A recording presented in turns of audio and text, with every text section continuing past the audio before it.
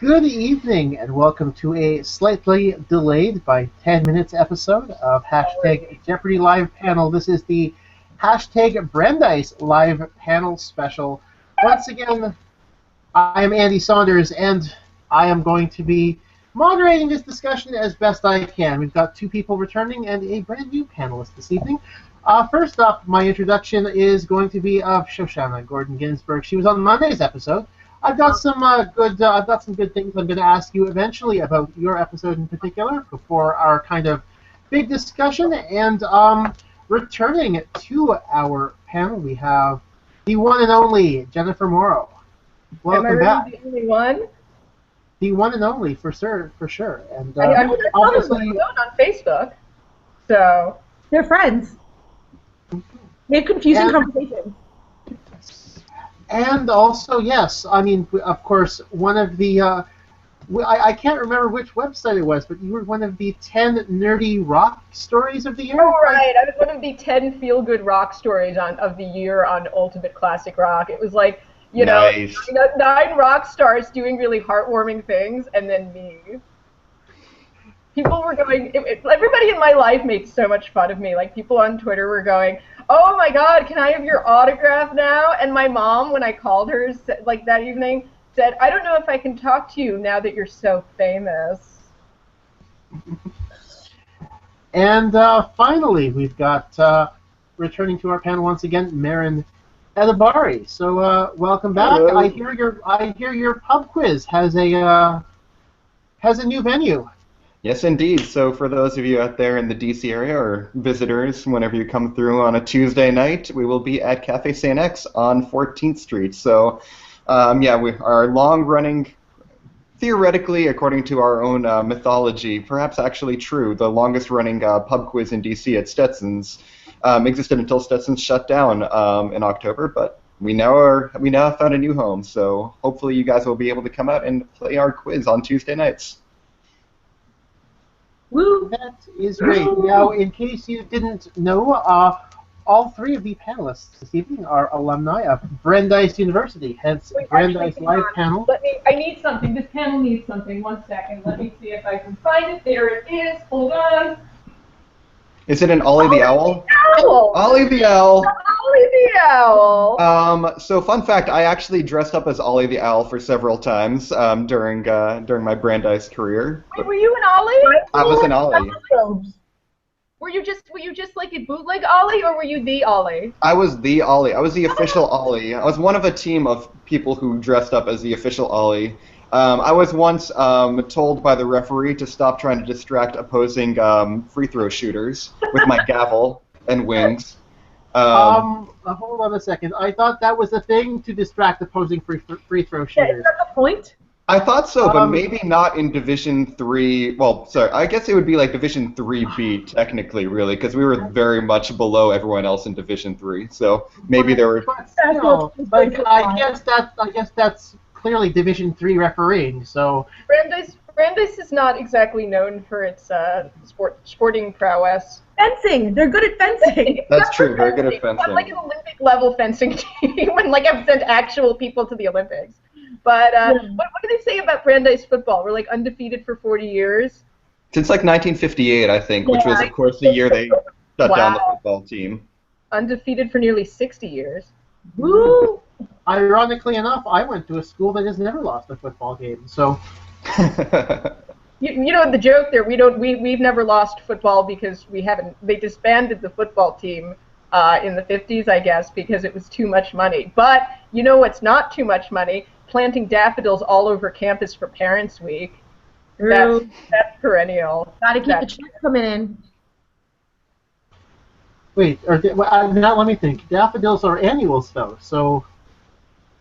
But what they do every year to like beautify the campus for Parents' Week, because Brandeis has a really strange-looking campus, is they just truck in like busloads of daffodils and just plant them overnight around the campus, and then they disappear magically in about a week or two. I think it's probably the toxicity of the soil. I mean, judging by the fact that we had these random steam bubbles that would come out of the soil every now and then when I don't know exactly what it was with like the plumbing or heating systems underneath. Underground science lab. Yeah, either that. I mean, I guess I would explain it. I mean, that's why North Quad smelled terrible my entire freshman year living there. It's just the bubbling mud steam piles. So I'm pretty sure that would kill off any daffodils. Good old Brandeis you. To be will be true. Well, I will say there seems to be a lot of camaraderie so far on the panel, and Such a quirky, weird campus that whenever you get a bunch of Brandeisers together, there's just so many things to reminisce about. You know, all these sort of odd, you know, like the East Bugs, which were East Bugs. Which I later learned were house centipedes. They're East Bugs, as we call them. Basically, like if you lived in East Quad, you would have East Bugs. And although my first exposure to an East Bug was at a class at Rab, I think. But yeah, they found their way around campus for sure, and I never saw them anywhere else. You know, I grew up only an hour from Brandeis, but I never had seen an East Bug until I went there, and I never have since. I've seen a few house centipedes here and there in New York, but you know, to me, they're forever East Bugs. Well, they should be. So, actually, that was actually a segue into my first question for Shoshana.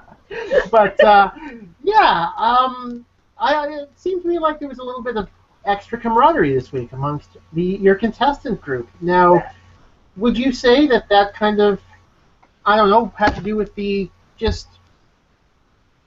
select group of people who got to call your week, or was that kind of also, 11 people who'd never played before? I think that was part of it. So Jenny told me that like everyone was going to hang out after the bar, after the game day, and like get drunk in the bar, and I was really excited for that because everyone seemed really nice. It's true. You know, I just said, make friends with your tape group. You're gonna love it. In case people watching don't know, Shoshana and I, we were in the same class years, so we've actually known each other for years, and we've known each other since I guess we were froshies. And so when I heard Shoshana was going to be on Brandeis, of course I was like, come, let me share with you, the way. You mean Jeopardy? Yeah, same thing. I'm trying to be not correct. I think that this might have a little bit to do with it. There wasn't not only did we not have a returning champion, but nobody won more than a game so far. Yeah. So we were all sort of in the same boat, I guess, at the end of the day. That is a nice thing though, when it's sort of a, you're not all like banded together against one person or sizing somebody up. You're all in the same boat, because I remember on my second tape day, one of the worst feelings about it is coming back and you're the bad guy.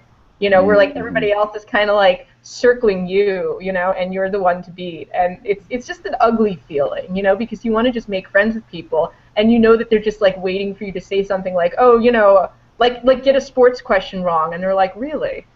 And so there's that really sort of thing about it, to the point where it made me feel really uncomfortable, and it actually hit at my confidence level, because I, shattering dreams, and, it must be a nice thing to not have, like, one person there where you're like, take them down.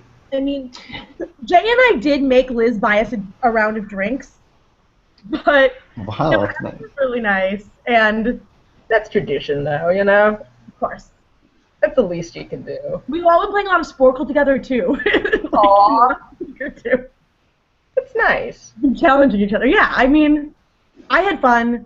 I obviously could have made some different choices, but he was faster on the buzzer than me, so, like, there's not a lot I can do about that. So I'm not going to be angry. It was a good game, It really was. Yeah, a very competitive one. Always good to see some high scores across the board there. Mm-hmm. I do think we had one of the easier Final Jeopardies of the week, though. Not the easiest. That was definitely Elsa. Yeah. But that was an insta-get, that one, because as Andy pointed out on a Jeopardy blog, I have a thing against Bennett Cerf.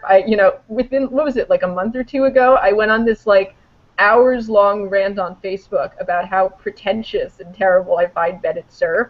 And so when I saw Modern Library pop up, it's like instant. I mean, it was an insta-get. Like, I'm a librarian. I mean, what was your reaction, obviously, when you saw, being a librarian, seeing publishing come up as your Final Jeopardy category? I think that's why my wager was so bad. Like, I was psyching myself out because I was like, I'm going to get this. And I was like, oh, my God. Like, if I don't get this, it'd be so embarrassing. And I just, like, psyched myself out a little bit. But I definitely wrote the answer immediately. And, like, I don't know if you can see it on TV. I was a little distracted in the bar at the moment watching it live. But I definitely just, like, stood there, like, wrote it down immediately and just stood there and, like, waved and smiled because I got it immediately. That's a fun feeling when, like, you know, you get it and then the camera pans past you. And you're just like, oh, I got it! I made some crazy face at the camera, but I looked in the wrong direction, so it's just me going, like, off to nowhere. But I'm waiting for someone to do. I'm sure someone's already done it, but I'm sure like the supercut of awkward. I've already got the final Jeopardy answer or response correct. Hanover shots. Is there? No, I said it's a Tumblr in the making. Yeah, it definitely has to happen because there are some awkward ones, and I'm sure I was guilty of a couple of them when I tried to look really cocky and self-confident, but just looked like I was, you know, having a seizure. There's also the I know I got this wrong phase, which I didn't. Yeah. My friend Sam Ross was on a couple years ago, and I didn't see her episode. It was before I knew her. But she apparently didn't realize she won. That's a good feeling. Yeah. Like Very delayed reaction, and then just like screamed. Math does become harder in the heat of the moment, so it's probably harder to calculate whether or not you've won.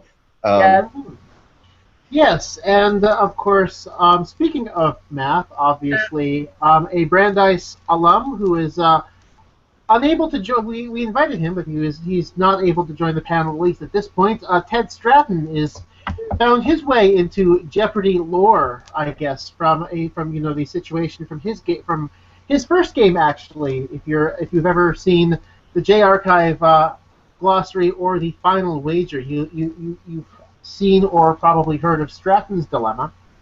So,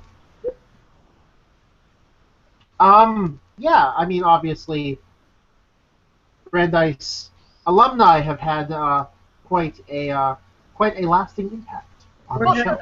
The funny thing is, we should talk about the our class, because our class, Shoshana's and mine, we've had, how many Brandeis alums has it been? I know it's you, me, Mark Sandberg, Dennis Cordell, Sarah Tess. Yes, because so I lived in the mod senior year, which is like a 6-person apartment, and I'm the third of my apartment mates to be on Jeopardy. And by that token, I am also the granted there's some overlap here we're talking about, but of Professor Doherty's first-year film seminar, I am the third person in the front row to be on Jeopardy. It was like this whole who's going to make it on next thing. Eventually, I'm convinced that eventually everybody in our class is just going to end up on Jeopardy just because considering that it's been just like, it's been some years, but not an absurd amount of years. That's a huge amount of people. In like, how big was our class? It wasn't that large. Like, what, like... They were all around 800, yeah. Do we have any theories as to why that is? The nerdy crew. So nerdy. It's nerdy and neurotic bunch of people who, if we don't know about something, we want to know about it, and then we freak out about it until we figure out what it is, basically. Yeah. Until we know everything. Yeah. Also, one thing I've noticed about Brandeis, my favorite little joke about Brandeis when people ask me to explain it, Brandeis is basically Harvard for the kids who were smart enough to get into Harvard, but instead of like going out and saving the world, they were building, model spaceships in their rooms. It's that sort of intelligent but also really quirky and obsessive kind of thing. I definitely tell people the opposite. What's your I always told people that Brandeis is full of B students from bad prep schools in New Jersey who are there to pay for the rest of us. Well, but the rest of us being Sure. It's definitely like a large contingent of. Yeah, there's a sizable contingent of people who get there and are like, what the hell am I doing here? Because the fun thing about Brandeis is that at Brandeis, the jocks are the nerds, basically, in terms of, feeling ostracized and alone. It's like nerd Valhalla. 2 of my freshman roommates were in a sorority, which are not allowed at Brandeis. No, they're actually fairly sad because they create their own sororities and fraternities off campus, and they're unofficial. Yeah. Yeah.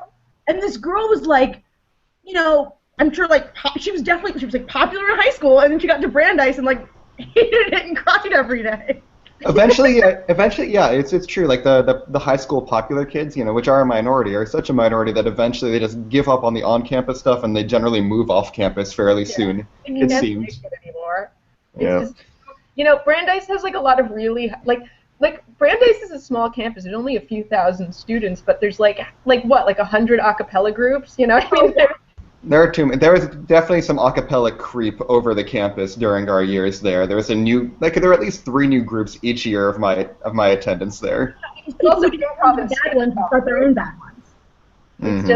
It's out of control. I mean, it's just so like hyper intellectual. It's a place where you go if you have like 10. If you were the kind of student in high school who was in like 5 extracurriculars and in a leading role in at least 3 to 4 of them. Only 5? Well, I mean, some of them are time-consuming, They just leave a lot of room for other things. Yeah. Yeah, Let me see. High school, I was Science Olympiad, Quiz Bowl, co-editor-in-chief of the Literary Magazine, and vice president of the Classics Club, eventually acting president because the actual president stopped coming. Jenny, my high school had none of those clubs. Well, yeah, that was a little bit fancier than my asbestos-ridden public school, but then again, we were subsidized, I'm sure, by the money from the B students from all the prep schools. Yeah, JBS scholarship, woohoo!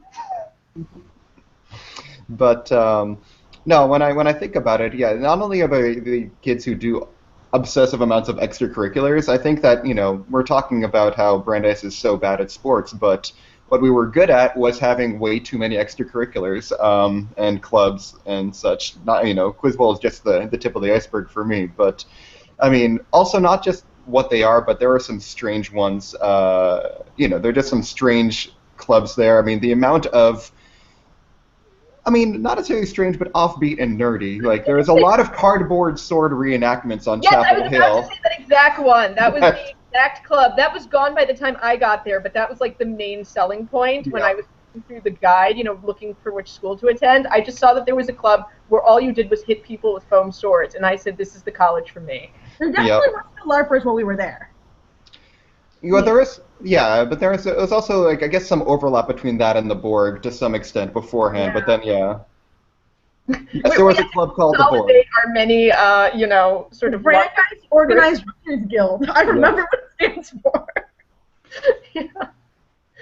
But Did you guys know anyone in the Borg? I knew somebody in the Borg.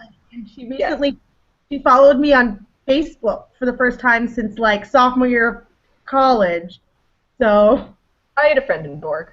Yeah, this was a great thing about Brandeis, is that we could be as nerdy as we were, yet still feel fairly confident that we were not anywhere near the nerdiest. Yes, exactly. I remember my first day at Brandeis. I got on the bus, and there was this girl sitting next to me, and I just struck up a conversation. Within minutes, I learned that she was homeschooled and spoke fluent Quenya, which, in case, for those of you listening who aren't familiar with Quenya, is the language of Tolkien's elves. And I was like, this is so the place for me. Also, my first night at college, I was sometimes a lonely high schooler because I just felt like you feel a little bit out of it, etc. And I just remember my first night I was so lonely I was crying in my room, and I just figured maybe I'll just like sit alone and watch Army of Darkness by myself in my room. And these 2 girls who later become like my closest friends at college came in and they're like, "What are you doing?" I'm like, maybe I'll just watch Army of Darkness. I don't know. And they came and joined me, and within like minutes, people started creeping into the room, and suddenly there were like 12 girls in my room, and I realized, oh God, I'm the organizer. How did this happen? Like everybody was just like, oh, thank God, somebody who knows what they're doing, and everybody just started like creeping in, and suddenly like my whole room was just filled with people sitting around like, okay, good, I found the popular one. You're the social hub. Exactly. I mean, which is so Brandeis, I mean, just everybody's just so awkward and shambling around that like anybody who has any amount of ability to get through life just becomes like a social god on campus. the first time in my life I was cool was library school. Yes. But so, Andy, you can see now the point of this, Andy. You can see why people who go to Brandeis would be disproportionately more likely to be Jeopardy people. Yes. Yes, for certain. I mean, obviously, you got. I guess you could say that you clearly picked up some skills that between the inquisitiveness that would get you through the audition or the test, also some sort of social skills that might get you through the audition that obviously I have failed to pick up at some point. So You should have gone to Brandeis. That's I think the word social is a little bit of an exaggeration for what we picked up there, but we learned how to be. I don't know. I mean, it's definitely there is a safety to it though, where you sort of learn to interact among your people, and you can't really be. I mean, like even like this sort of like creepy pariahs on campus were popular by like other campus standards because it's just so warm and forgiving a campus. yeah, I mean, it wouldn't be the same place without the girl in the cape, who That kind of thing, or like the people who would walk around dressed up as like little Bo Peep. I mean, it's just why not? You do you, Mm-hmm. Elf ears. There was a girl in my hall freshman year who wore elf ears every day. I remember this. I don't think I ever knew. I don't remember who that was, but. Anna, maybe. But you just did. Yeah, and like I think it I mean I don't know, I think you guys weren't as much involved on the quiz. Shoshana, were you in Quiz Bowl ever at Brandeis? No. So the fact I think I knew one person on it, and she later had like a nervous breakdown. I don't know. Yeah. Not because of Quiz Bowl. No, I think it was because of Harry Potter fan fiction. God, yeah. I think there were several people on campus who had that. You actually know the person I'm talking about.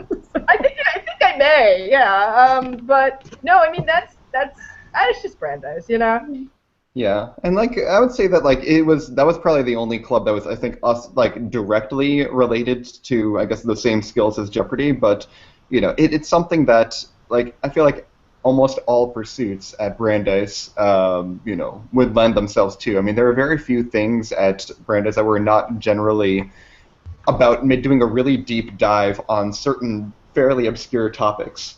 Whether they were literary or historical or cultural or science fiction related in the case of way, way, way too many clubs on campus, disproportionately. By the way, you're right that I do know the Harry Potter story, and that was intense. That was there were reasons for that beyond just Harry Potter fan fiction is just like the tip of the iceberg of oh God. Like, I mean, no, there's a like there was some actual drama there that wasn't this person's. Let's put it that way. There was other people's drama that would. Oversimplification. Let's put it that way. It's somebody who I care about, but yeah. Sure. But yeah. Anyway. I would blame Quiz Bowl for everything. The Borg Library owned a book called Cat Fantastic, which was of course. About magical cats. So, speaking of the Borg Library, my only experience was when my roommate in my Ziv, I believe, junior year, she was like, "Come on, I heard I definitely saw a book in there called The Color of Her Panties, and I think it's by Piers Anthony." I was like, "I don't believe this," and so she tried to get me. She was like, "Come on, let's go and check it out." And I tried to like go into the Borg Library, and apparently there was a Borg meeting going on, and this woman, like very. I don't know exactly how I describe her dress, except it was, it was more like a cloak than a dress. She opens the door slowly and she says, "Are you here for the Borg?" And so we backed away slowly, but so I never actually got to go into the Borg Library because apparently they have a sentry in front and you cannot pass into the Borg Library without actually becoming part of the Borg. Because they're afraid of people So stealing. homesick for Brandeis. I have to tell you, all these stories, I just love everything involved. Like, all of the people involved in this, it makes me so like, aw, Aw. Brandeis. So we have a tweet on the hashtag Jeopardy Live Panel. What? Who wrote what? Who wrote what? This one is from Kea. Oh. Hey. Today I learned that Brandeis is essentially a convention. It is. That's completely true. I would say it's multiple different conventions of equal nerdiness, but yes, all happening at the same time. All happening at the same time. That's true. Yes. Yeah, it sounds like I cannot disagree with you. So.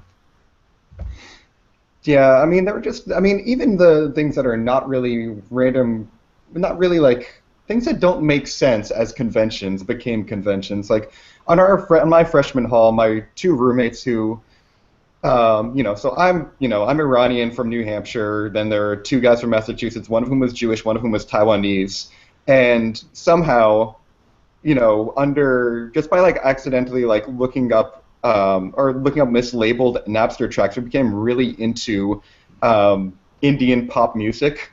And somehow this became like a phenomenon on our hall. And the thing is, like, conventions like this sprung up out of nowhere, and we ended up finding ourselves, like, a lot of us on the hall ended up trying to master, like, these dances from songs like Suno Titiwana Dil, which none of us know what the hell any of it meant. It helped that we also had an RA who just happened to be the host of the Bollywood radio show on WPRS.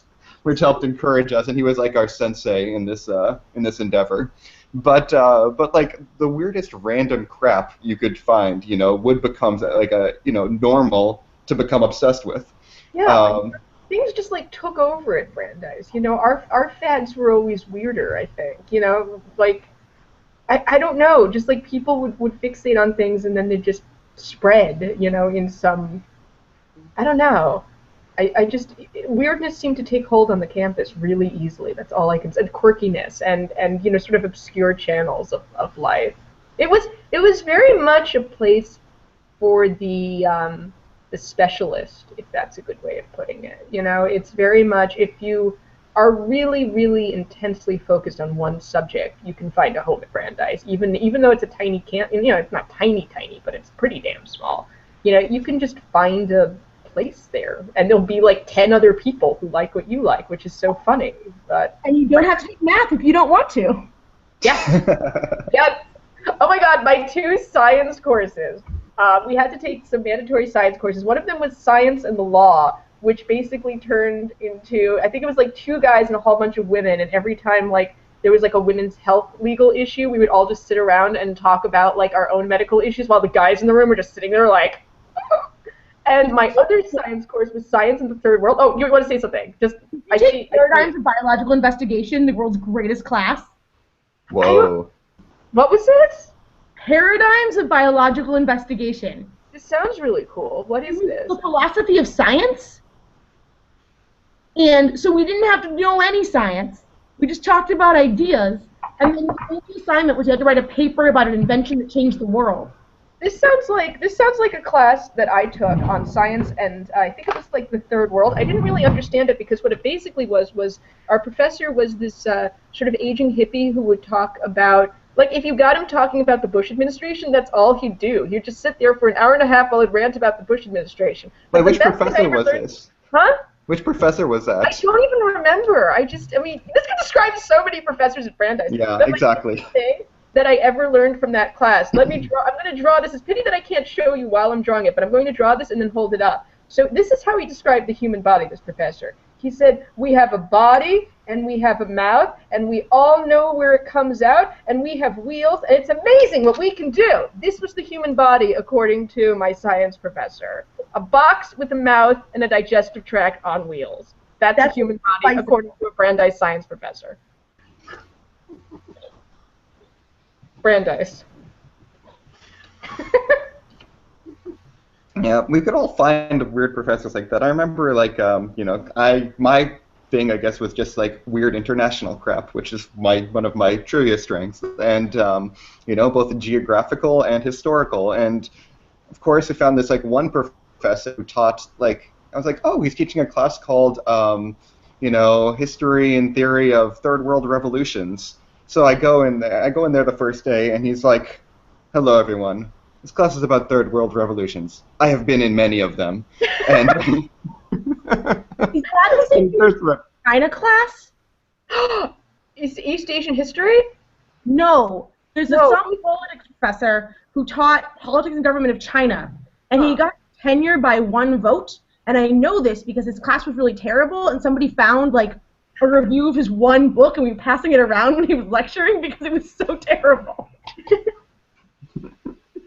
Oh man. I was a big fan. I encourage anybody going to Brandeis to take Jerry Cohen's class, in which he reenacts the entire Kennedy assassination, playing all parts over the series of 2 days. I really feel like I missed out on this experience now. I love Jerry Cohen. He's so good. Is he still there? Yes, he's still there. He's got to be in his, I guess, like, probably like 70s or 80s. Dotage. I feel like Brandeis professors don't retire. They just kind of They're like fade Professor into the Harry scenery. Potter. They just sort of stay there. One Yeah. day they just get up from their chair and they're a ghost and they keep teaching. I had at least one professor who could be described that way.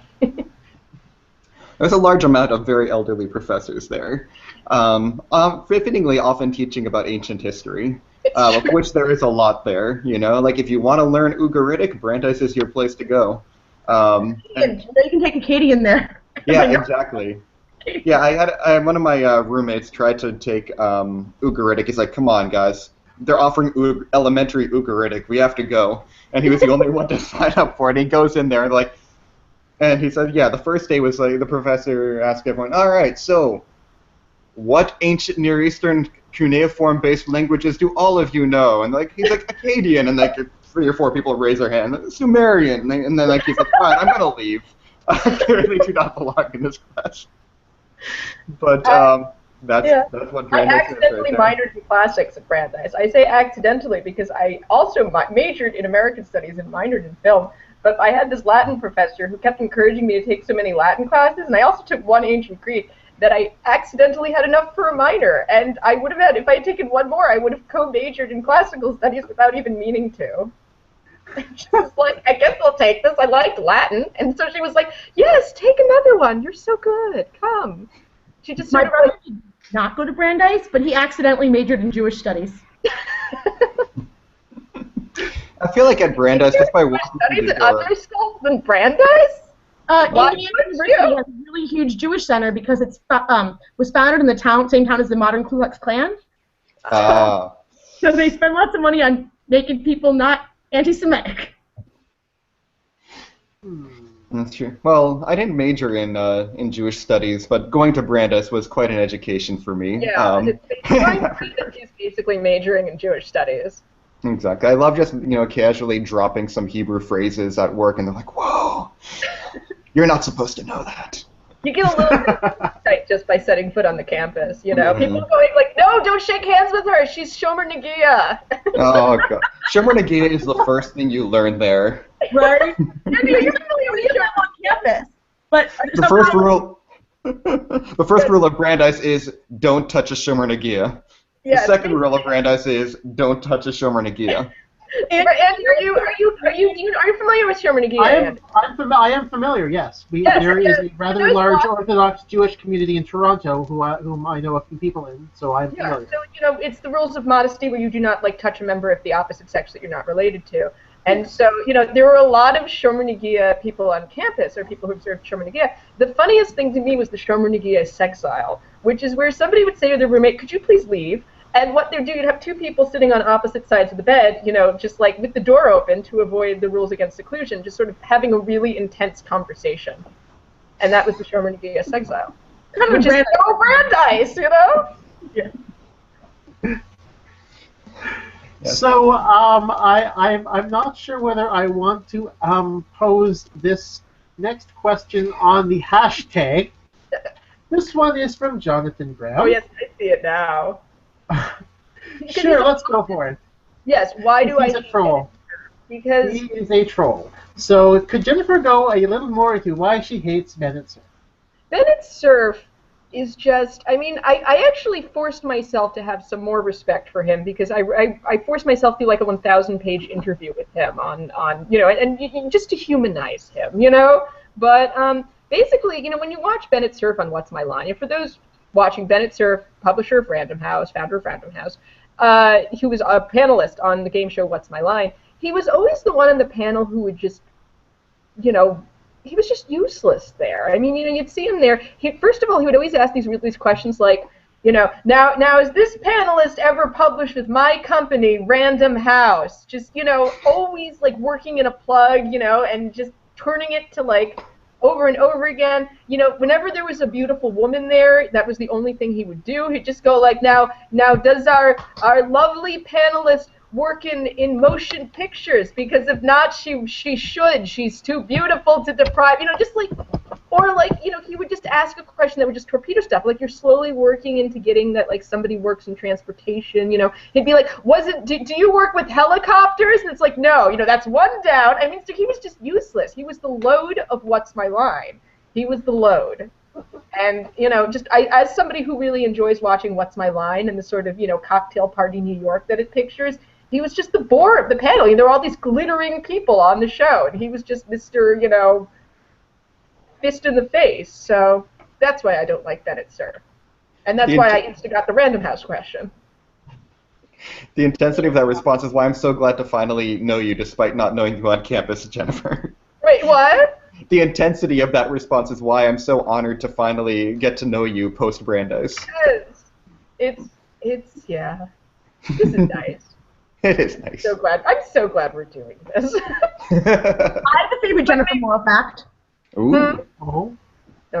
It's not actually about you, though. It's that Lemony Snicket's your uncle. He's my cousin. Sorry, really? Cousin, First yes. cousin? Yes, first cousin by marriage. Wow, I mean, I knew nice. back when he was just my cousin Lisa's cool boyfriend Daniel from Wesleyan. So, I've watched the rise of Lemony Snicket, which is so much fun. But yeah, he is my first cousin by marriage, which is cool. I got very excited when I heard that. Yeah, I know. It's fun. It's one of those, like, you don't want to be like the sort of like droppy person, but it is really cool, and I'm really proud of him. So, and I mean, because again, I just knew him when he was just my cousin Lisa's really cool boyfriend from Wesleyan who gave us a copy of Sim Ant, and it was the best thing ever. Sim Ant. Yes. Oh, One of wow, the I most remember creative Sim of the Ant. Sims. Did you know, for those sports fans out there was also a Sim Golf? I think I did know this. Sim golf, huh? How do you play? Yeah, I'm trying to imagine the gameplay here. Sim Golf, basically the object, of course, you designed your own courses and then played on them. Oh, okay. That makes a lot more sense than I was picturing. Well, I had a golf game on my Mac when I was a kid. It was like this PGA Live Tour or something, and you sort of like push the mouse, hold down the mouse to like hit it. And, yeah. I had the cheap shareware version of that, I'm pretty sure. Yeah. The off-brand version. Yeah. So my next question is for Shoshana. I mean, obviously, I'm guessing you knew going in about Jennifer's experience. Now, I presume hearing Jennifer's experience kind of set a bar for you as to what to expect. Were your expectations met with your Jeopardy experience? I thought we'd have more time to practice with the buzzer. Yeah, it feels really short. It feels Really short. And I was the first name they called, and they were like, "Dad, go on the stage now!" And I was like, "Wait, what?" Like, I thought we'd have a few more minutes to... I don't even know what. But I was not ready yet. You just feel like, wait, I think I'm starting to get in, and the second that happens, they're like, okay, off the stage. And you're like, wait! But actually, so Jenny's like the 10th person I know in real life who's been on Jeopardy. So I talked to her like a lot. She gave me a lot of advice, like probably too much advice. I tried to help. That's all. So much. I'm talking her to death, but I just wanted to like dump on I you. will give myself some credit. I tried to look at the final wager twice, and both times the website timed out. Oh. I was like, I'm out. Like, not worth my time. I really wish the final wager had been around a lot earlier. I could have done some more studying. I think that would have been very helpful for me. But there's almost information overload now in terms of prepping for Jeopardy. There's, especially given how quickly you have to make decisions on there, it's not as much time to access the database you've accumulated in the several, weeks or months before you go on there. Unless you're me and you've spent years studying. I started studying when I got the email in April 2013. April? Yes. Yeah. Or was it March? I don't remember. And I taped in April 2015. And all that time I was studying and training myself on Jeopardy. I did study a lot of classical music, which did not come up, but did get me a Leonard League question right. So, hey. Yeah, I did a lot of studying before my appearance, and I guess on average it got me one question per day, which helped. I was happy with that turnaround, with My that payoff. studying, I looked over my games, and my studying got me on average about $5,000 per game. Damn. Oh, So hello. whatever I did, Wow. like stuff that I would not have known before I started studying, $5,000 per game.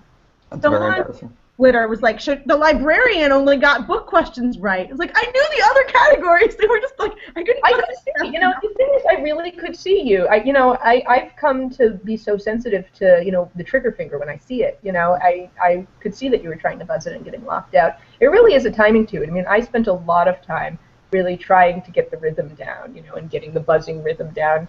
And I just remember the one thing that I didn't know that, I totally had to change when I set on foot on the stage, which I hadn't expected, is that you have to keep pressing the buzzer. I was so used to doing the one click, and I kept getting locked out, and I was so frustrated because I was like, I've worked for years on the timing. What am I not doing? And I talked to Maggie, and she said, you got to click it. I said, am I too early? Am I too late? She said, you're not clicking it enough. You have to keep. And so I said, okay.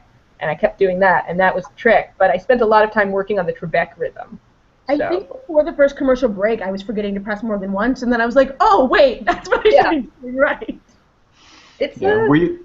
Were you doing the pen clicking at home for a couple of years, Jennifer? Yeah, I was. I used my, the pen that they give you at the audition. I would stand behind my recliner, pretending it was the podium. I did the Bob Harris thing where you turn on every light in your apartment to simulate the Oh, wow. the studio, and I would just stand there. And actually, that's when I started doing my dancing. I was like, oh, so fidgety, I can't stand behind here. People think that was like, oh, just you're trying to be crazy on the show. But I would like do the little dance at home because I needed to just get the energy out, and then I could start playing. And so that was part of my at-home routine. I did it on stage because it just felt natural. That's what I'd do. The music would start, I'd do a dance, and then wait for it to come on, and then I'd do the pen clicking. But it got me into the mood. It was sort of my little This Is Jeopardy time routine. But the funny thing is now, my number one fear about going on Jeopardy was that I'd learned to hate Jeopardy, which I fortunately, thank God, have not, But, I heard people like getting traumatized every time the Jeopardy theme song starts. I was like, please don't, ruin my favorite, don't let this experience ruin my favorite show for me. And thankfully it hasn't, but the one thing that it has changed is the little TD Bank logo that pops up before, like, doo-doo-doo, time from TD Bank. Oh, time and temperature. Every time I hear it, I just like start shaking because I'm like, it's Jeopardy time, it's Jeopardy time, it's Jeopardy time. Like it's about to start getting to the groove. So I'm fine with Jeopardy itself, but the TD Bank thing just traumatizes me every time I hear it, even if it's like before an unrelated show. Like I just panic. Yeah, it's.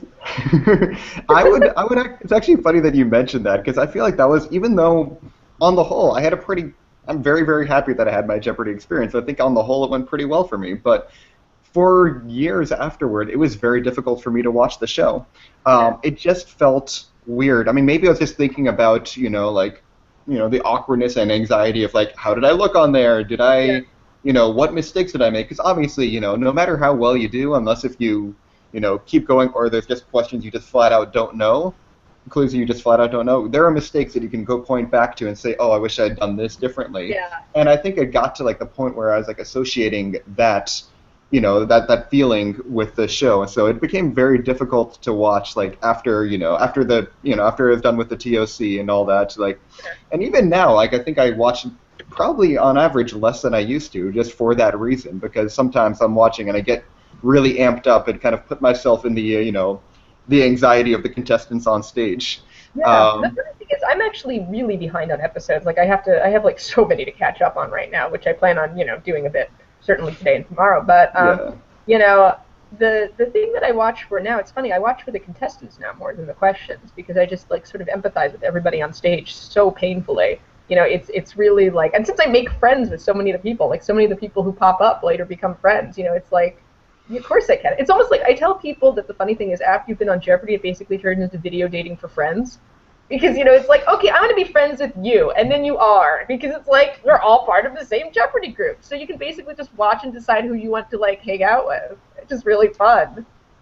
Yeah. Or I would call it farmersonly.com, but for friends. Yeah. And instead of farmers, it's Jeopardy people only. It's a great thing, though. It's a really great experience to have that, where you just sort of, you know, you watch for people, and then you probably will get to know each other just because, you know, it's the special experience that you've all shared together, and you're It's generally almost like, sorry, it's almost like you want to call it J-date. Which, by the way, one of my freshman year hallmates was on a billboard for in Times Square, which is another thing that happens to you when you go to Brandeis. Peak Brandeis.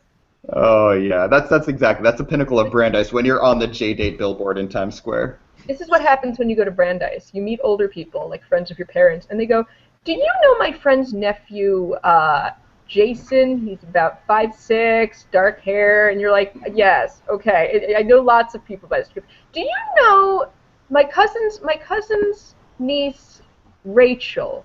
She's about 5'3", dark hair, you know, glasses, you know." You're like, "Yes, I know 20 people like this. Who do you mean?" Every guy at Brandeis is named either Josh or David, and every girl is Sarah or Rachel. Everyone. Sometimes that's not true. Sometimes we had a few Yaels.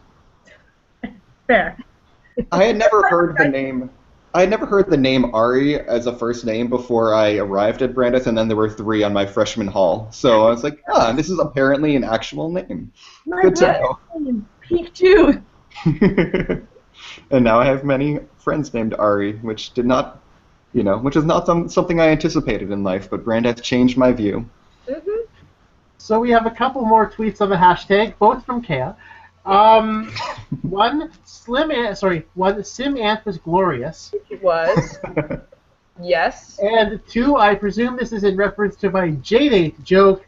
Yeah. Andy beat me to it. Yes. I got Someone's doing a Haggadah one-day special? Mm-hmm. Oh, I was looking at the tweet, the hashtag, and Jonathan is writing a Haggadah one-day special. Oh my God. Nice. You know the one-day special I wrote was Old Testament women, right? Oh, That's fantastic. So, yes, Jonathan, the Haggadah one-day special still needs 7 more playtesters. Now, my question is for you, Jonathan, what is the mod coast? Hadlama. What is the mod coast on this one-day special?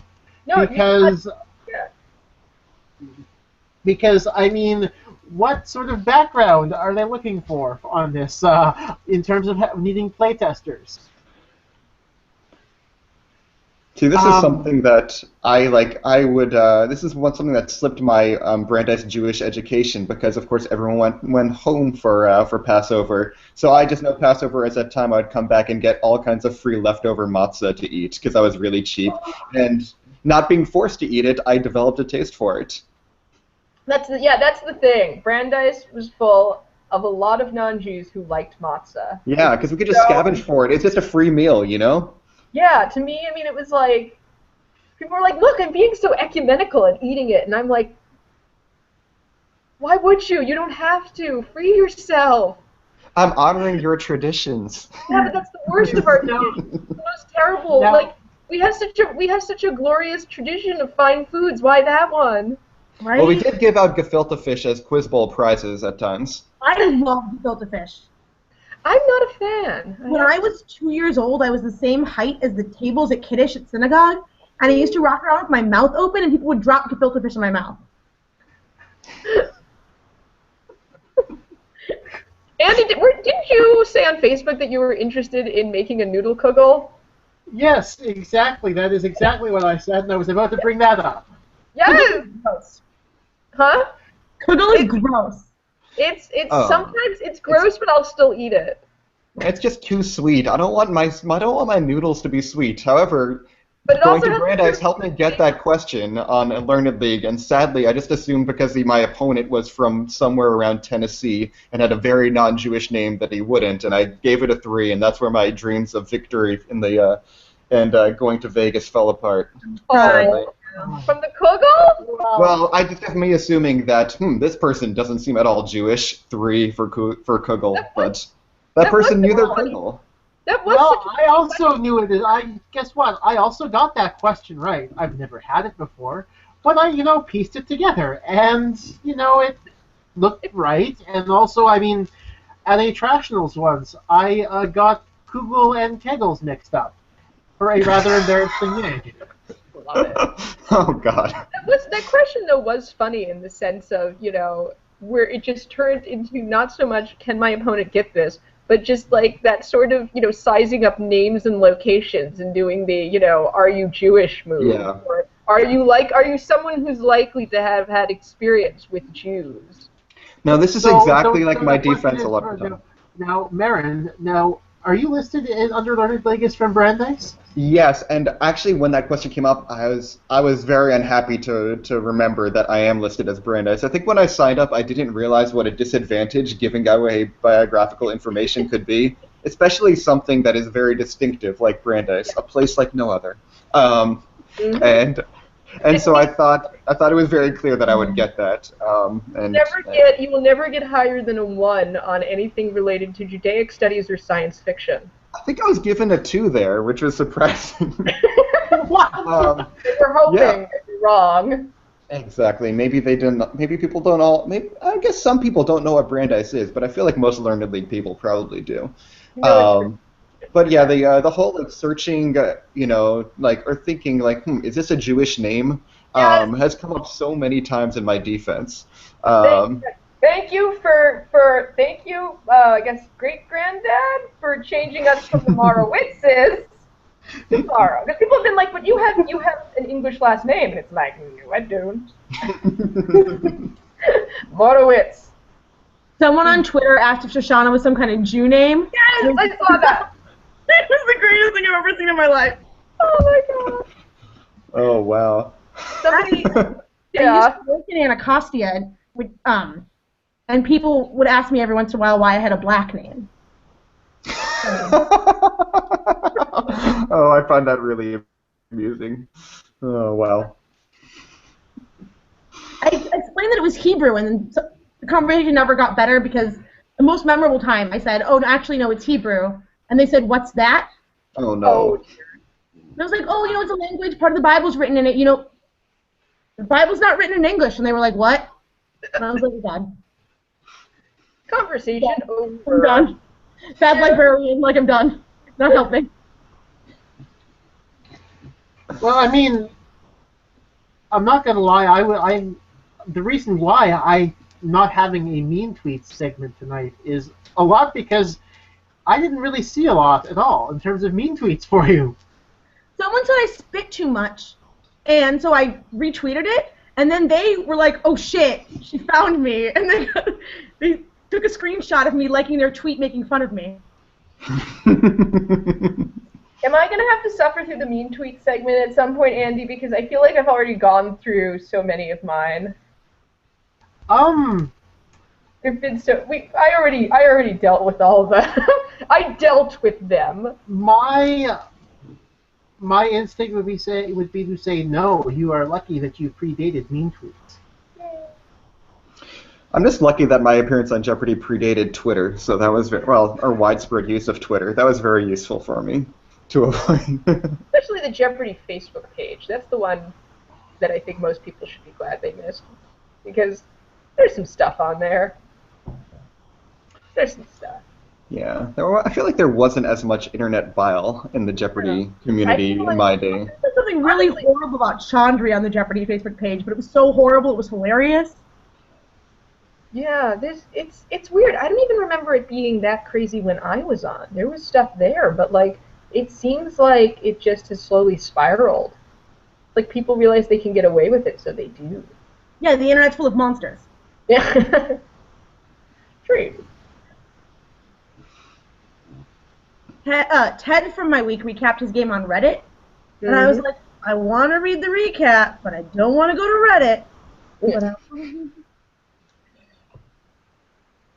There seems to be a lot of a lot of people who think the show is wrong and try to tell the show otherwise on the Jeopardy Facebook page. Notice that. Recap. Somebody was like, Australia's not a country, it's a country. Yeah. Yep. Yeah. On my own website. One of the comments was Australia is not a country. And my choice was to say, well, I addressed this other point, and then I said, on your second point, a cursory Google might tell you otherwise. But or a cursory Google might. You could just ask them what countries are on the continent of Australia. Yeah, I like that. Mm-hmm. But that might be engaging too much. Yeah. I like to respond to most of the people who comment because, again, it's not a spam bot, because I would say about 80% of the comments are various WordPress spam bots who actually do various things. But that's. Don't you want to make $30,000 a week at home from working from your computer? To be honest, with the way traffic has been lately on the website, I might get to that point. Oh, really? Not quite, but I mean, being the only spot on the internet with a story as to why Alex Trebek has a cane has been very helpful for traffic this past week. That's cool. Apparently nobody else really cares much to write about it, so I'm going through the stats, and it's like all the search queries. Why does Alex Trebek have a cane? And the top 10 queries are all, or the top 10 Google searches to my website are all like variations on why does Alex Trebek have a cane? Because his Percocet wore off. That's what we talked about after my game, is how much Percocet they gave him. Yeah, there's a lot of discussion, I think, behind the scenes, which was probably facetious, but I'm not entirely sure about drugs and alcohol and the various Jeopardy staff members, including all the way to the top. So they like talking about that. It's always amusing. Yeah. And possibly sarcastic, possibly not. Who knows? The truth lies behind that dressing room. Maggie doesn't need drugs. That's true. There are some drugs that do mellow you out, though. That's fair. Maggie I don't think Maggie would not be Maggie if she had those drugs. That's true. It wouldn't be the same. I can't imagine a tired Maggie. It would just make me sad. Yeah. Sad for the world. So, in terms of some housekeeping, by the way, a segue from my comments on traffic. Also, it seems to be that there are quite a few people who have left various comments on the blog that have to do with kind of well wishes for Alex. Oh. And to that degree, I'm going to be reading some of those out in the not tonight, but we've got the week. Hour-long Brandeis discussion, right? No. It'll be I'm actually going to start it at the beginning of the next Jeopardy live panel, which is tomorrow night. So. Yeah, sorry about our reminiscing that may have killed your show for good. To be brutally honest, we survived. You know what? The show survived that live panel live in Dallas. I'm sure we'll survive the Brandeis live panel as well. I'm not at all worried about that. It will carry you on. I really wish you guys had been in Quiz Bowl. It would have been so much more fun. Yeah. Reasons. I went to a Quiz Bowl tournament once in my life. It was fun. And my Quiz Bowl story, as we know, is reasons. Reasons. Yes, we'll go reasons. No. Reasons. Hey, I almost never went. My first time I went to a meeting, I don't know if they're just using a bad packet that day. I was like, this is terrible, and I don't know anything. I guess I'm bad at this. And then I never came back until they had an intramural competition on campus run by the Quiz Bowl tournament. And my teammates who signed me up for it all were hungover and didn't show up. So I played solo, and I was like, okay, I can actually do pretty well at this. And I made the final. It's like, all right, I'm in. And if you guys had done the same, we could have conquered the world. Yeah. Well, you're the most successful Brandeiser, right? Yeah. I think so in terms of numerical, yeah, so far. Yeah. and no one must defeat me. Well, I went to debate tournaments every weekend because I didn't like being on campus. So I guess Quiz Bowl could have done the same thing for me. Yeah. I joined the school paper. That's what I did. The real school paper? I was art editor of the Justice. I was, because there was a fake school paper, which is like... Well, there were two, there was a real school paper, there was a spin-off, there was like a breakaway school paper, and then there was a fake school paper. So we didn't just have a cappella creep, we had newspaper creep. Yes, so we had the Justice, the Hoot, what was the other one? There was a third? There was a third. Oh, God. What was the third? The joke paper. Oh, I don't remember that one. Like a special issue of the Hoot every once in a while. Was it? Because I feel like we had another one that I don't know. Maybe it was. Maybe I've forgotten. I think the camera's frozen. I don't know why. Brandeis. We still hear you, but we don't see you. Yeah. I don't know what's going on. Here we go. There we go. I see you. There we go. Now we see you again. Yay. Yay. Yep. So, I guess I'm at the point of the panel where I ask if anyone has any random questions for anyone else on the panel at this point. What was your staple meal? Were you Sherman or used in person? I worked in the Sherm. Oh, yeah! Whoa.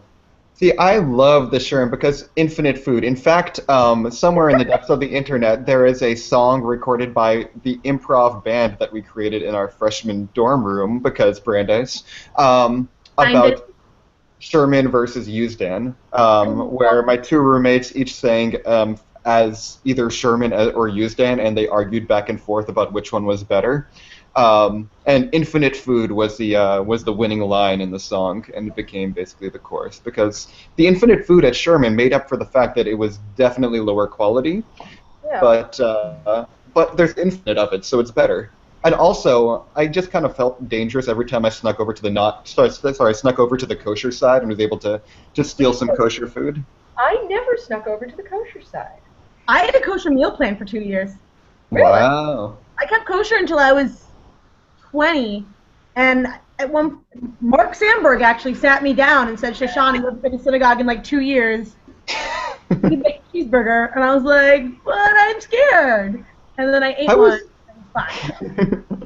See, I just love the danger of it, because also they have the kosher cops who are there to make sure you don't violate the rules of kashrut. I bossed around the kosher cops. That was my job. Really? You were a kosher cop? No, I was the only student employee who was there for more than a year. You were a junior kosher cop? No, I was I told the kosher cops what to do. So you were like the kosher police commissioner. You were the chief. You were the chief. You tuned off the kosher cops. One more. Yeah. All right, I'm just gonna ask you, Shoshana. You do know that whenever Sukkot came around, we were sneaking in through the back door of the sukkah to get free food, right? Duh. All right. As long as you know this was happening on your watch. No, some food stealing I enabled. I just didn't like it when people would ask me to get them disposable dishes so they could take food out. I know you're stealing food, but don't ask me to enable it. I'll turn my head, but I'm not gonna help you actively. I stole a tray. Did I steal it from Sherman or used it? I forgot. Wait, you stole a tray? We stole dozens of trays and used them to play frisbee golf. Oh, I sledded. I went sledding. That's what I did. The third floor of my building stole a waffle maker. A what maker? A waffle maker. Oh, wow. Wow. A waffle maker. That's going up. That's going well beyond the usual tray stealing there. Yeah, I returned mine. I was I did the traditional, you bring it back to be washed, and it was really borrowing the tray, Yeah. After my, my rear had been all over it. Enjoy, guys. Okay, I'm pretty sure most of the trays at Brandeis had been sledded down by some rear or another. It's true. I threw layers of winter clothes because Boston too. Mm-hmm. Yeah, well, Boston pre this winter. Yeah. So a couple more tweets on the hashtag, both from Kea. The Jeopardy Facebook, Growl. Yes. And Aussie, Aussie, Aussie, oi, oi, oi. Ah. So, Any other random questions? Yeah, I'd just like to state for the fact that sometimes I crave the giant vats of oatmeal in Houston. Like on a cold winter morning, I just wish I could reach into a vat of oatmeal and just like scoop out enormous piles of it and just covered in brown sugar and go about my day. Yeah. I do not miss Reb Steps. Nobody Oh, misses no. that. Everybody nearly dies on those, you know? They're very large and scary. Other question. I'm trying to think of again, ways that people at Brandeis made themselves feel more interesting and quirky than we had to or were. Did anyone else figure out the secret ways onto the roofs of the student centers? No. Oh, so I guess I feel like I'm telling a story of hidden treasure long after I know whether or not it's still there. But in USDAN, there is like an elaborate process which was passed down by some like upperclassmen, where you'd have to steal a knife. So that's again goes to stealing from Brandeis Dining Services, and then jimmy this one certain closet on the second floor. In which you would find a black and white TV that was connected to nothing. You'd turn it on, it would provide a light to go up this secret ladder with a hatch on it. Was this the Mountain Club? I think one of the guys might have been in the Mountain Club who told me about it. But it was like an elaborate protocol to find your way up onto the roof of USDAN. They had a copy of every master key at Brandeis. Wow, this didn't involve any keys though. This was just all, jimmying open with knives. And then my roommate would go up the. Where you're like, it's like, need light, turn on TV, get Exactly. knife, insert knife into lock, Because when we turned my suite mate's room upside down, we used the Mountain Club's keys. One time, I forgot exactly how. This is one time freshman year, we broke into some guy's room in East because he was out of town for the weekend. And this was also the time when there was a series of phone books. I think the idea came, of course, from Jonas Salk's grandson because, Brandeis. And he... he was there with us. He could climb everything. He was actually a very interesting guy. Wonder what he's up to now. The first time I met him was when the second floor balcony on the castle. I lived in that suite, and the first time I met him, he climbed the entire pole up to the second floor with no other assisting. Anyway, he recruited a bunch of us. Of innovation continues. Exactly. So he got even more innovative with this prank because he decided, okay, this guy's out of town for the weekend, and also this is a day they brought out all the phone books for delivery back when phone books were a thing, and there was a stack of 80 phone books out behind USDAN. So it's if we bring them all here and rip up all the pages, we can fill his room entirely with phone book pages. And so there was a group of 20 of us who just ripped up phone books for 5 hours until his entire room was filled with it. That's awesome. We turned one of my suite mates' rooms upside down. There were ceiling tiles on the floor and. Oh my God! You got the tiles? Yeah, we nailed his bed under the. I think the website's still up actually. It was lightsideup.com. I think I saw this when it went live. Who was the victim of this? Aaron Miller. He's a Rabbi Aaron Miller. Who, interviewed for rabbinical school over mini spring break, and the week he was gone, Alex Asen turned his room upside down. Wow, because I think I saw this when you guys did this, the site of it or the picture. Yes, the website is still up. It is lightsideup.com.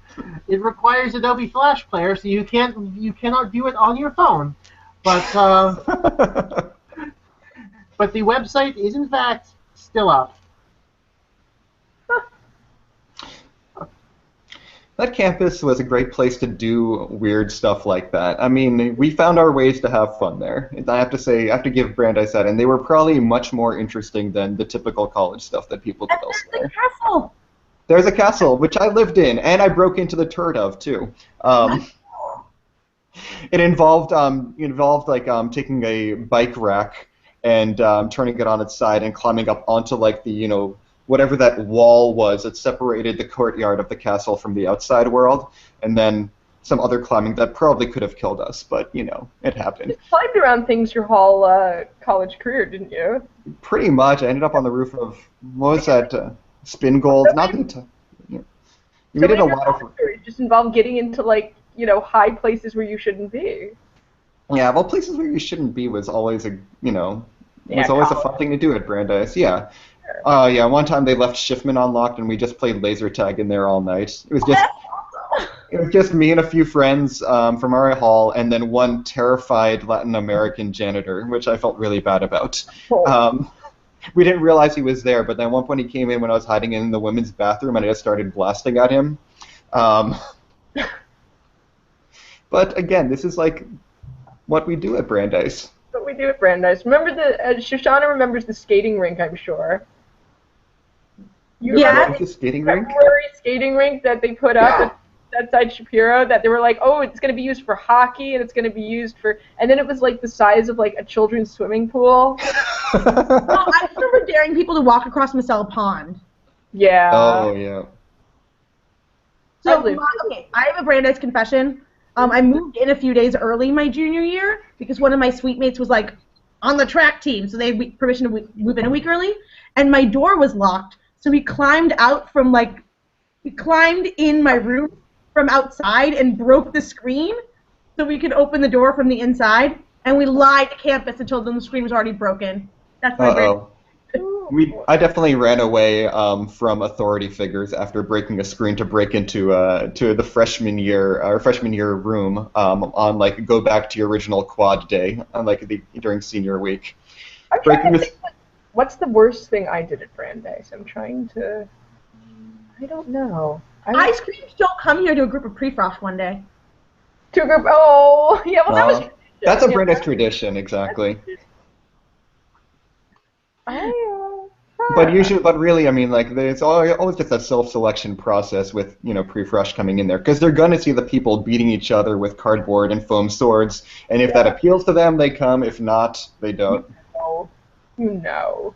Because they always time that for like visiting weekend. Absolutely. See, Andy, you So should have come to Brandeis. I clearly went to the wrong university. Where did you go, Andy? Yeah, I know, eh? So yeah, I guess do pre-frosh ever contact you guys at all, being semi or I guess I had a Brandeis or pre-frosh contact me on Twitter during my run. He was like, I'm going to Brandeis, just like my hero Jennifer Morrow, and it was like, and he goes to Brandeis. Yes. Brandeis updates sometimes. It's the best. He was like, I'm sad that I don't get to live in Marcel Pond because I like the ducks. Aww. Dog pod. I get like he was one of the people. He was one of the kids occupying the student center. When they were doing the the push for diversity on campus this past month or so. Awesome. I was so proud. That made me so happy. I gave him advice like on how to survive rab steps in the winter. Brandeis. My cousin broke her leg, so they gave her all-campus parking pass. That works. Yeah. Really? That's not why she broke her leg, but she tore her ACL, and yeah, they'll give you an all-campus parking pass. Nice. I had a friend who broke her leg coming out of a class in Rab. No, it's unfortunate. I think it was a Third World Revolution one, but it wasn't nothing sinister happened to cause her leg break. I think she just slipped. But slipping and breaking your leg was something that definitely happened there. And then BEMCO came, which is probably the closest thing we had to a frat there. The EMTs were about as close as we had to a frat. Are you kidding? We're pretty friends. Oh, BEMCO. No, the RAs were like a frat. Yeah.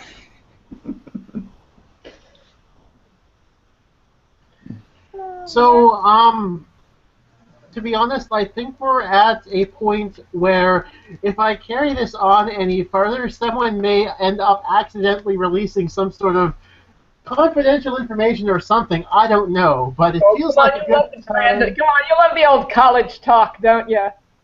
I do. It starts with It starts with like I broke a screen trying to break into my room to I killed a man. It's a slippery slope, right? I did not kill anyone. I'm just gonna say for the record. I took someone into Marcel Pond and they never came out. Oh.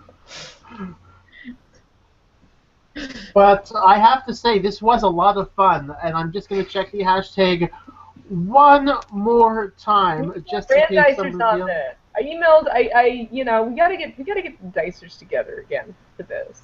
This is fun. This was fun. Every I'm glad Dicer- you made this happen.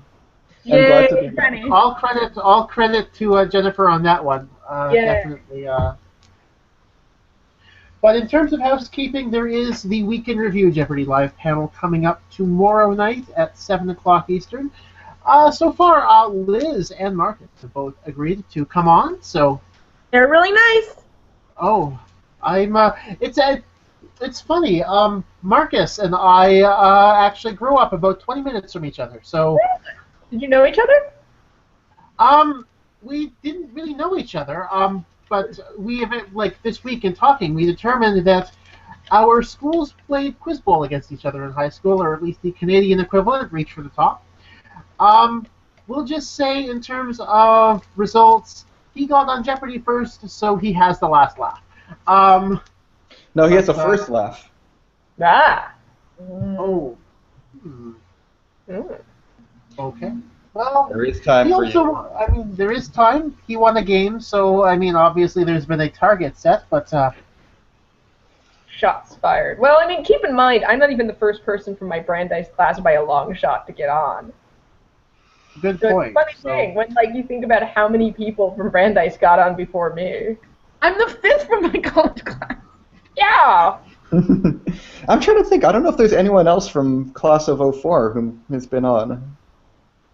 If there has, I missed it. It's strange. like It might have been a lull. I mean, Yeah. Ted was. I totally forget whether Ted was '03 or '02 right now. I can't remember, but. What the earlier Dicers, though? I feel like there must have been. Who were the others? There should be. Josh Frumpkin? He wasn't a Dicer, though. What is? I thought he was. Well, guess what? You know what? I'm about to go to his Learned League profile because clearly everyone puts in their Learned League profile where they're from or where they went to school. No, not to do that. No, he's not a cool. Dicer. He's not a Dicer. Oh, okay. Just There a must have been like earlier Dicers who were on. I wish there was a way to actually search College. by college and learn Right. because that would. Yeah. But sadly, there is not. Dicers and Jeopardy just seem like a natural fit. You'd think that there's been a lot before.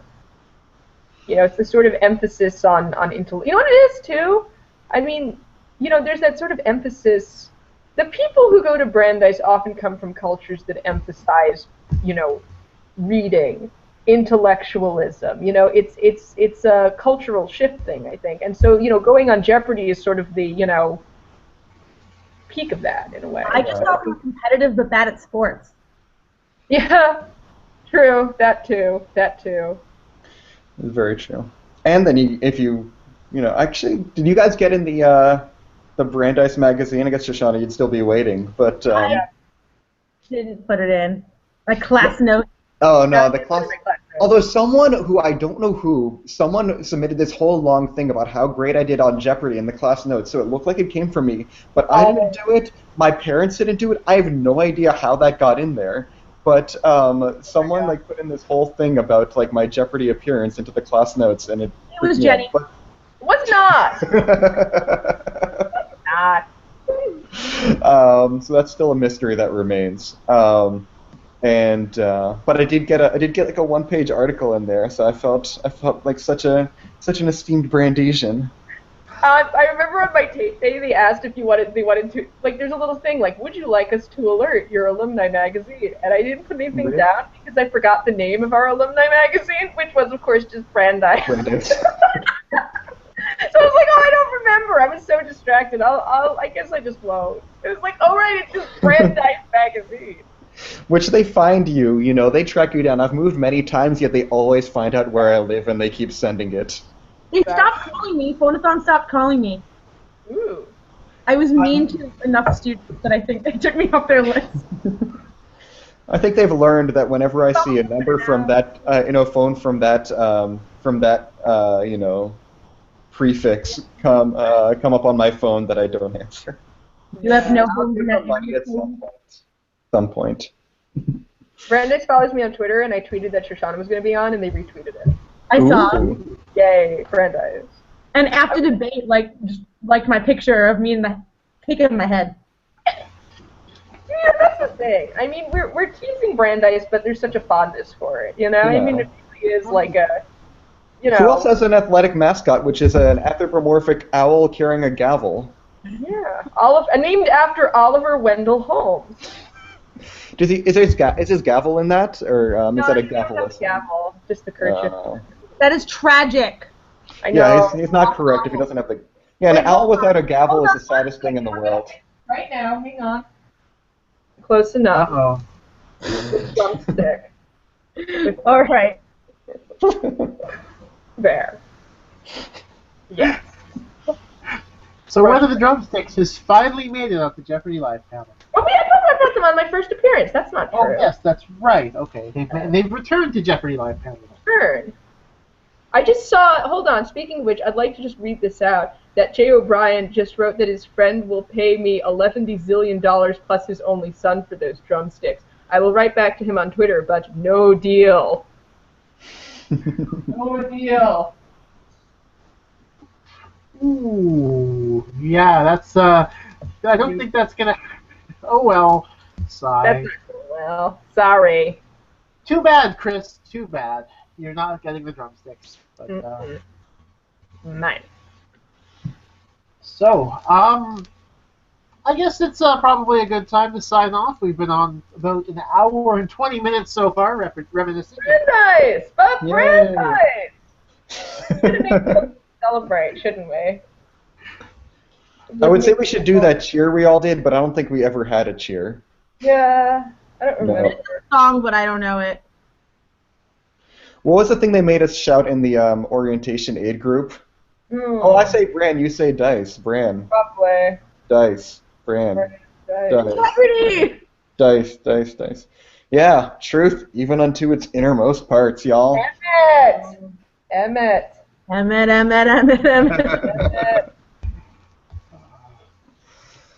So, for everyone here at Jeopardy Live panel, I'd like to thank everyone for tuning in, and to you guys for coming on and talking for the last hour and the bit. Once again, I'm back in. I'm gonna do the Tony Reale thing here and say 22.5 hours with some more Jeopardy Live panel, the week in review. So, thanks for tuning in. Thanks for taking part. Let's see. Let's work. Yay! Okay, awesome. It actually worked. Yay! Oh, no, I got the wrong one. There we are. We need like a Brandeis logo to pop up. That's what we need. There we go. The credits. There That's we what go. I want. Yeah. Perfect. Okay, so Brandeis thank you very much for everyone on the Jeopardy Live panel, Brandeis Live panel, thejeopardyfan.com. Thanks for tuning in. Ollie And the Owl. I will see you tomorrow night. Thank you, Andy.